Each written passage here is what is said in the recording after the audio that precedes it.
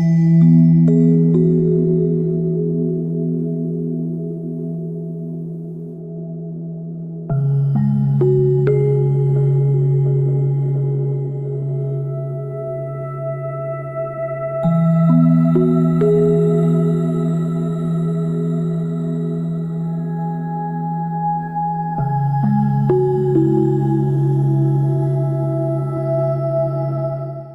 close your laptop after sending a proposal. For a beat, you feel that clean lift, satisfied, alive, and then a whisper, "You don't deserve this."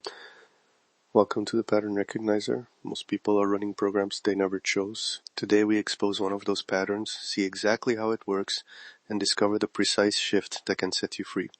Let's begin. I call this pattern the shame tithe. Naming matters. The first blade of freedom is a name. Say the levy out loud and you begin to separate the collector from yourself. Names make invisible machines visible.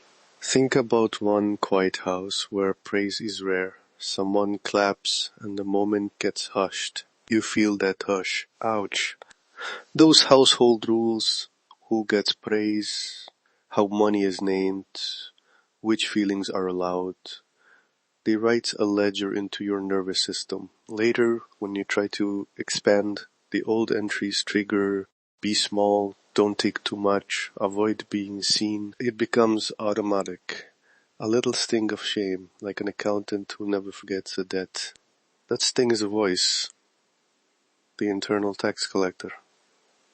Psychologically, it reduces your reward, raises anticipatory pain, and quietly steals the celebration from every gain. If shame sits inside unresolved trauma or limits your day-to-day functioning, this short practice is only a complement, not a replacement, and professional support is essential. Seek a clinician if you need deeper work.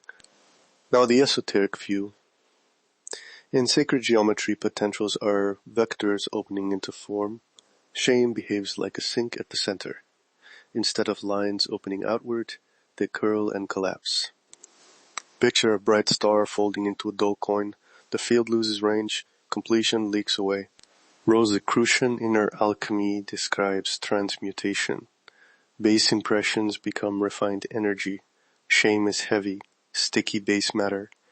Left unexamined, it crystallizes into habits, secrecy, avoidance, muted celebration. Alchemy offers a different move. Don't force the shame into submission. Reroute it. Convert the portion it wants into purpose. One small, deliberate transfer changes the internal chemistry.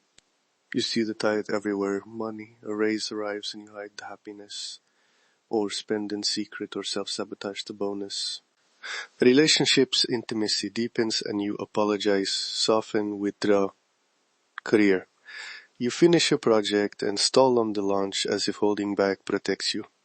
The tithe is small, often single-digit percentages, but it compounds. Quiet math. Big consequences. Picture your inner life as a highway. Shame is a toll booth after every promising exit. Cars slow, drivers fumble for change, some never leave the lot. Now imagine changing a toll's function. Not removing the gate recklessly, but converting it into a service point that reroutes a portion into traction. Traffic flows differently when the booth fuels the next mile. The practice is small, 1 minute. I call it the Transmutation Tithe. When a success lands, pause. 4 slow breaths. Then say aloud, "This is the shame tithe." Name the voice. Give it a label. The tax collector. Say it aloud. Don't argue. Don't dramatize. Then breathe in for 4, out, and say, "I keep 90%.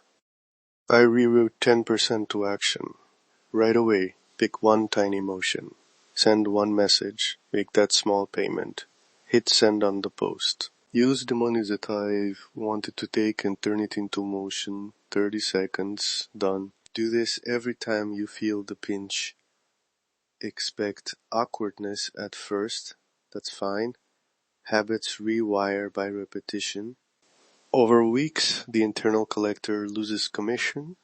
the geometry of your field opens, and small conversions compound into cleaner celebrations and steadier risk-taking. One shift changes the ledger. You felt the pinprick, you named the tax, and you now have a precise practice to reroute that leakage into momentum. If you want graded rituals and extended alchemical protocols, visit Desmarques.com to explore the full book library. The pattern is the prison. Awareness is the key.